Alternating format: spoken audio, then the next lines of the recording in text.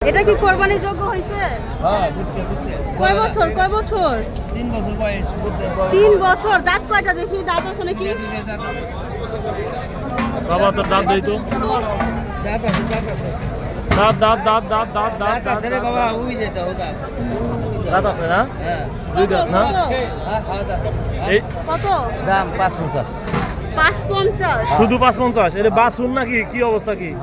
বাসুর না? কি বললেন? ভুট্টা ভুট্টা। আচ্ছা, গরুর নাম ভুট্টা বলতে কি বুঝাইতেছে? বুট্টি করো, এ বলে না, বলে না। ও ও আচ্ছা আচ্ছা আচ্ছা আচ্ছা আচ্ছা আচ্ছা মানে বাট্টু বললে ক্লিয়ার বোঝা যায়, কিন্তু আপনি কি বলবা ভাই?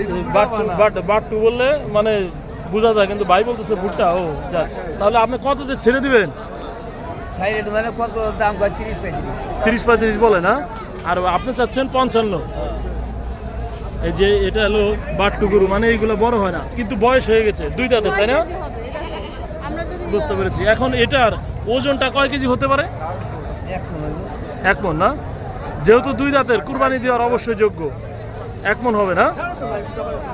দেখুন আর কি, ছাগলের থেকে একটু বড়। দেখে বোঝাই যায় না যে কোরবানি দেওয়ার যোগ্য হয়েছে। হ্যাঁ, কিন্তু ওর দাঁত হয়ে গেছে আর কি। ইসলাম যেটা বলে ওটাই কিন্তু ঠিক আছে। এই যে কাকা, তো ঠিক আছে কাকা।